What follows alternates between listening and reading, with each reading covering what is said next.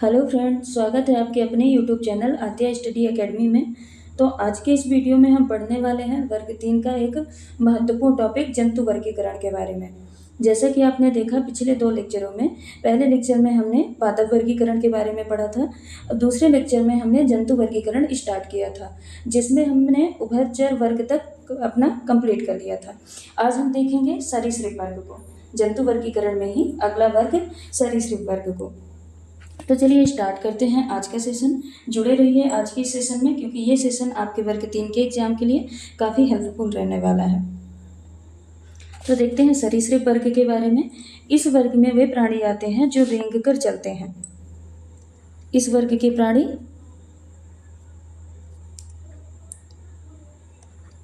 रेंग कर चलते हैं। इसमें रेंग कर चलने वाले प्राणी आते हैं। जो इस वर्ग के प्राणी होते हैं उसमें श्वसन फेफड़ों के माध्यम से होता है। श्वसन फेफड़ों के माध्यम से होता है। इस वर्ग का जो प्राणी है वो मुख्यतः सांप होता है। इस वर्ग में सांप आते हैं। अब कुछ एग्जाम्पल देखते हैं। पहला है किंग कोबरा।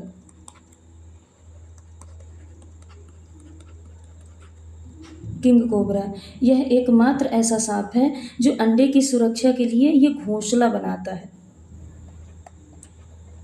घोंसला बनाता है। ये एकमात्र ऐसा सांप है जो कि घोंसले का निर्माण करता है अपने अंडों को सुरक्षित रखने के लिए। ये दूसरा एग्जाम्पल है वाइपर रसेली। वाइपर रसेली ये एकमात्र ऐसा सांप है जो अंडों की जगह ये बच्चों को जन्म देता है। बच्चों को जन्म देता है। तीसरा एग्जाम्पल है रिटल सांप। रिटल सांप ये दुनिया का सबसे विषैला सांप है। सबसे ज़्यादा विषैला सांप कौन सा है? रिटल सांप है। चौथा एग्जाम्पल है हाइड्रोफिश।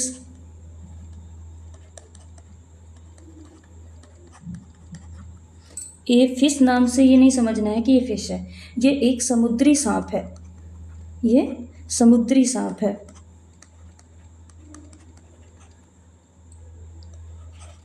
पांचवा एग्जाम्पल है छिपकली। इसमें रेंग के चलने वाले जो जीव है वो आते हैं, तो छिपकली एग्जाम्पल हो गया। ड्रैको एकमात्र उड़ने वाली छिपकली है। जो ड्रैको छिपकली है, ड्रैको छिपकली ये एकमात्र उड़ने वाली छिपकली है। उड़ने वाली छिपकली है। और जो हिलोडर्मा छिपकली है वो एकमात्र जहरीली छिपकली है। हिलोडर्मा ये एकमात्र जहरीली छिपकली है।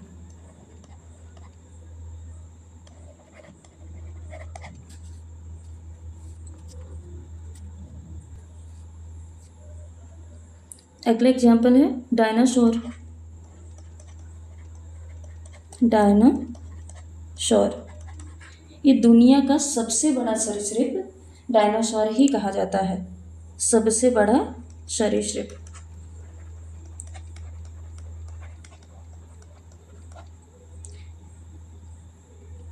अगला एग्जाम्पल है मगरमच्छ।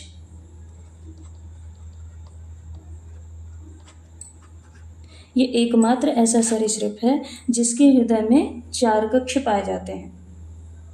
इसके हार्ट में 4 चैम्बर पाए जाते हैं। तो ये एकमात्र ऐसा सरीसृप है जिसके हार्ट में 4 चैम्बर पाए जाते हैं। और एग्जाम्पल क्या क्या हो जाएंगे, जैसे कछुआ है।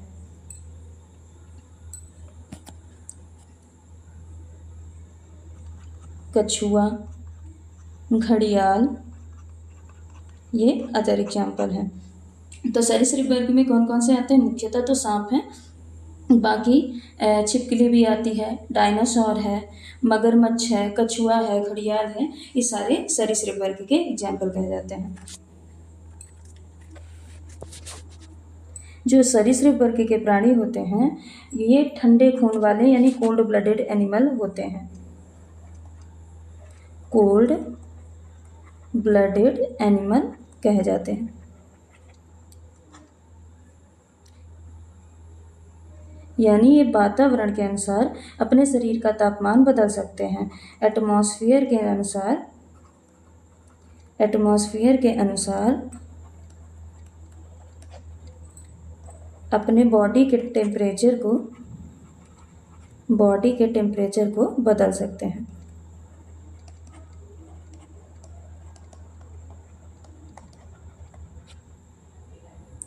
जो अगला वर्ग है वो है पक्षी संघ, यानी जो एग्स होते हैं इसमें सारे पक्षी वर्ग आते हैं। अब जो सरीसृप वर्ग थे वो कोल्ड ब्लडेड थे, यानी ठंडे रुधिर वाले थे। अब पक्षी वर्ग के जो भी जीव हैं वो वार्म ब्लडेड यानी गर्म रुधिर वाले होते हैं। ये गर्म रुधिर वाले होते हैं।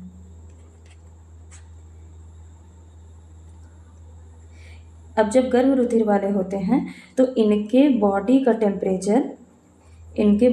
टेम्परेचर वातावरण के अनुसार नहीं बदलता है। वातावरण के अनुसार नहीं बदलता है। इस वर्ग के जो जीव होते हैं इसमें श्वसन फेफड़ों के माध्यम से होता है।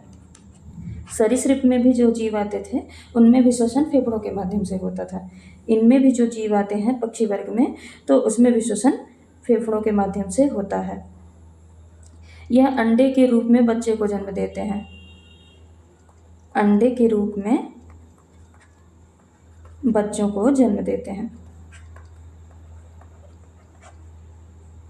इनमें पंख पाए जाते हैं जिसमें जो पंख होता है पंख में फ्लेक्सिबल बोन होती है जिसे न्यूमैटिक हड्डी कही जाती है। इनके पंख में फ्लेक्सिबल बोन प्रेजेंट होती है जिसको कि न्यूमैटिक हड्डी या न्यूमैटिक बोन कहा जाता है। और ये जो बोन होती है ये खोखली होती है जो कि इनको उड़ने में सहायता करती है। अब पक्षी वर्ग के जो उदाहरण हैं क्या क्या हैं, पहला देखते हैं हमिंग बर्ड। इसके बारे में तो ज़्यादातर लोगों ने सुना होगा हमिंग बर्ड के बारे में। इसे गुंजन पक्षी के नाम से भी जाना जाता है। यह दुनिया का सबसे छोटा पक्षी है। सबसे छोटा पक्षी है। यह उल्टी उड़ान भी भर सकता है, मतलब ये आगे और पीछे किसी भी दिशा में उड़ सकता है। दूसरा है शुतुरमुर्ग। यह दुनिया का सबसे बड़ा पक्षी है। हमिंग बर्ड सबसे छोटा और ये शुतुरमुर्ग सबसे बड़ा पक्षी है।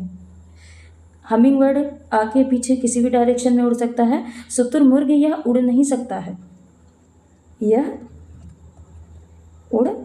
सकता।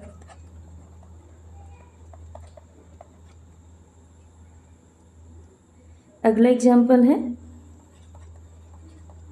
कीवी। यह न्यूजीलैंड में पाया जाता है। यह भी उड़ नहीं सकता, आता पक्षी वर्ग में है पर यह उड़ नहीं सकता है। ये भी नहीं उड़ पाता। अगला एग्जाम्पल है डोडो। हालांकि अब ये विलुप्त हो चुका है, ये विलुप्ति के कगार पे है, पर यह मॉरिशस में पाया जाता है। अगला जो एग्जाम्पल है पेंगुइन है। यह भी नहीं उड़ सकता।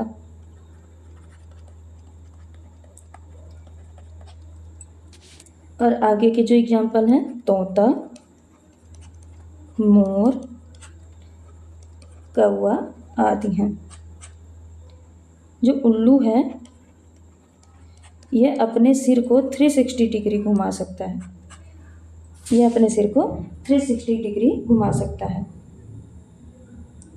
जो आर्कियोप्टेरिक्स है इसको हम पक्षी और रेप्टाइल के बीच की कड़ी मानते हैं, क्योंकि यह डायनासोर की तरह चल भी सकता है और पक्षी की तरह उड़ भी सकता है। तो रेप्टाइल और पक्षी के बीच में कड़ी कौन सी है? आर्कियोप्टेरिक्स है।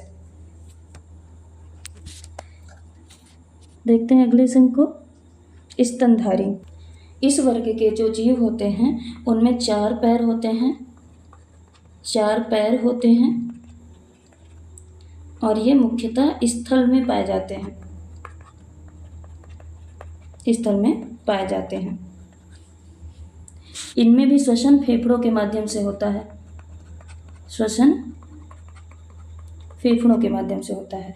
आज हमने सरीसृप, पक्षी और मैमल्स देखा, तीनों में श्वसन फेफड़ों के माध्यम से होता है। इनके हार्ट में 4 चैम्बर होते हैं, हार्ट में 4 चैम्बर होते हैं। ये भी वार्म ब्लडेड यानी गर्म रुधिर वाले होते हैं, गर्म रुधिर वाले होते हैं। इनके शरीर पे बाल पाए जाते हैं, बॉडी में हेयर मौजूद होते हैं। इनकी आरबीसी में केंद्रक नहीं पाए जाते हैं, आरबीसी में केंद्रक नहीं पाए जाते हैं। पर इनकी त्वचा पे, जो त्वचा है यानी स्किन पे श्वेत ग्रंथियां यानी पसीने की ग्रंथि पाई जाती है, श्वेत ग्रंथियां पाई जाती हैं। अब स्तनधारी को 3 वर्गों में बांटा गया है, ये 3 भागों में बांटा गया है।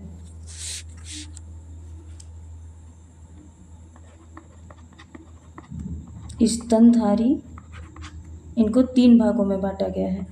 पहला है प्रोटोथीरिया,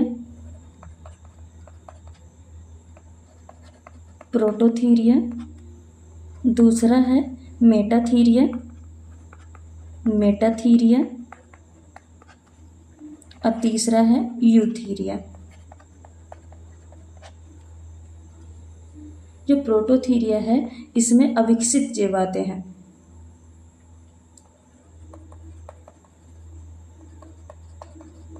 अविकसित जीव। अब अविकसित जीव कैसे आते हैं? तो ऐसे जीव जो अंडे के रूप में बच्चों को जन्म देते हैं। इसमें जो जीव आते हैं वो अंडे के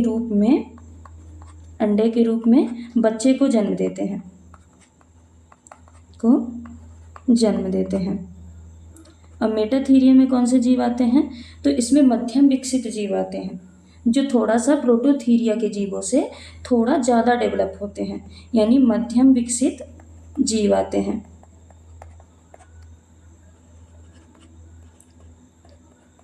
अब इनमें क्या होता है? तो इस प्रकार के जो जीव होते हैं ये अल्प विकसित जीवों, जो अल्प विकसित बच्चे हैं उनको जन्म देते हैं। अब एग्जाम्पल क्या होगा? जैसे कंगारू, ये अल्प विकसित बच्चे को जन्म देता है, अल्प विकसित बच्चे को जन्म देता है। फिर इनके पास एक थैली पाई जाती है, उस थैली में अपने बच्चों को रख के उसको परिपक्व करते हैं यानी विकसित करते हैं। इस थैली को क्या बोलते हैं? मार्सुपियन थैली, मार्सुपियन थैली। जो यूथीरिया है इसमें पूरी तरह से विकसित जीव आते हैं,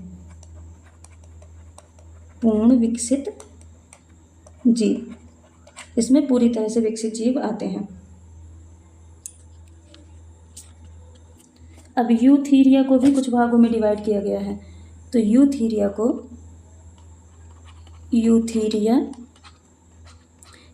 को भी एक इंसेक्टिवोरा,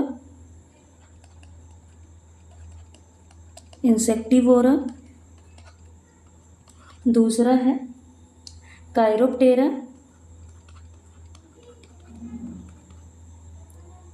कायरोप्टेरा, तीसरा है प्राइमेट्स।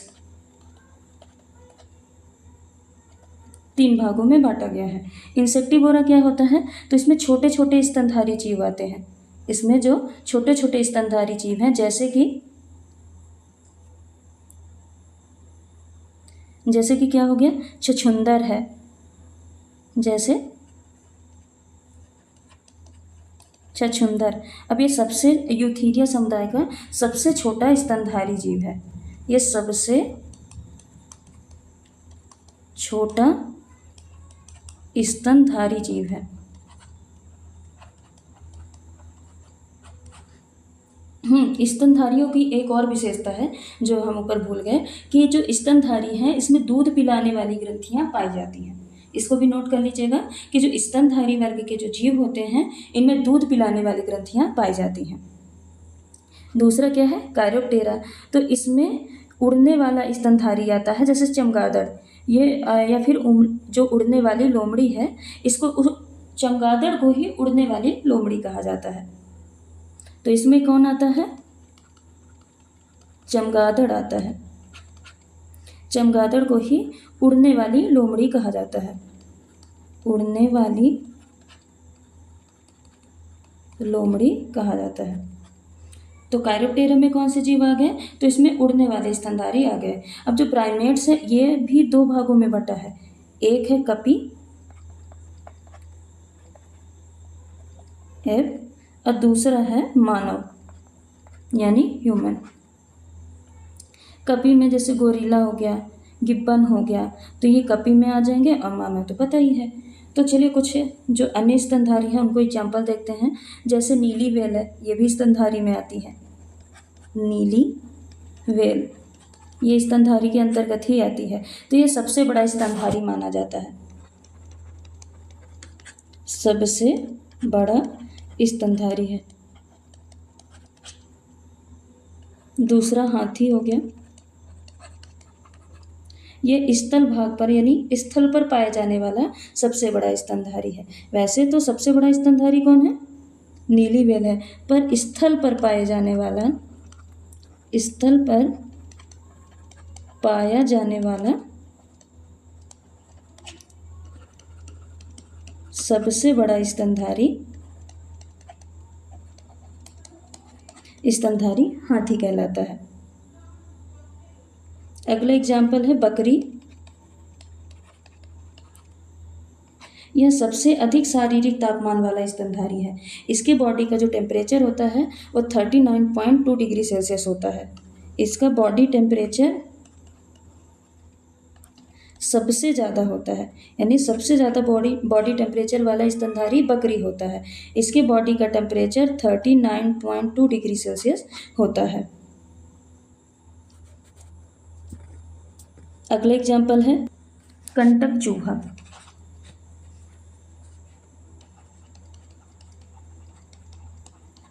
अभी कंटक चूहा क्या होता है, तो एक चूहा होता है जिसके बॉडी पे कांटे समान संरचना पाई जाती है। ये क्या करता है, ये खतरे के समय में खुद को सिकोड़ के गेंद का आकार बना लेता है। यानी जब खतरा पड़ता है इसमें, खतरे के समय में खुद को सिकोड़ लेता है और एक बॉल जैसी संरचना बना लेता है। चलिए देखते हैं कुछ इंपॉर्टेंट की पॉइंट को। जैसे सबसे बड़ा स्तनधारी कौन से होगा, सबसे बड़ा स्तनधारी नीली व्हेल।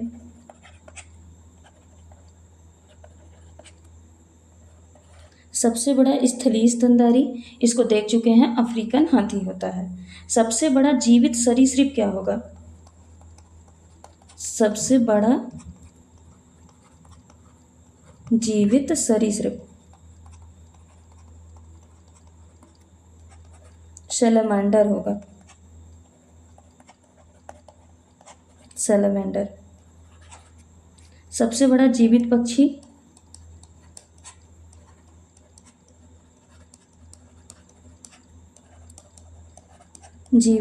है शुतुरमुर्ग।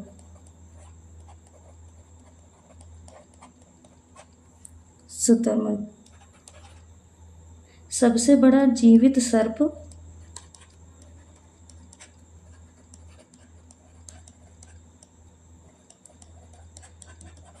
अजगर। और सबसे बड़ा कपी गोरिल्ला होता है।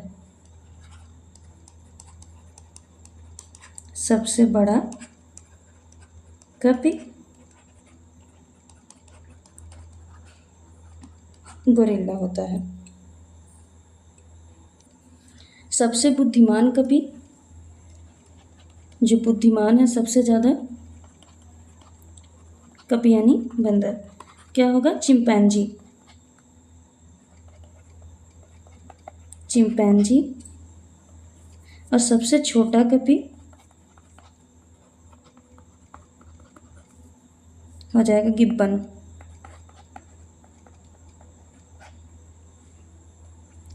सबसे छोटा पक्षी हमने देख ही लिया है, हमिंग बर्ड होता है। सबसे बड़ा मेढक, सबसे बड़ा मेढक कौन सा होता है? राना गॉल्थिन। राना गॉल्थिन। तो चलिए आज के लिए बस इतना ही। अगर आपको ये वीडियो पसंद आता है, मेरा पढ़ाना पसंद आता है, ये कंटेंट पसंद आता है, तो इस वीडियो को लाइक करें, ज़्यादा से ज़्यादा शेयर करें, सब्सक्राइब करें और नोटिफिकेशन के लिए बेल आइकन को प्रेस करना ना भूलें। Thank you.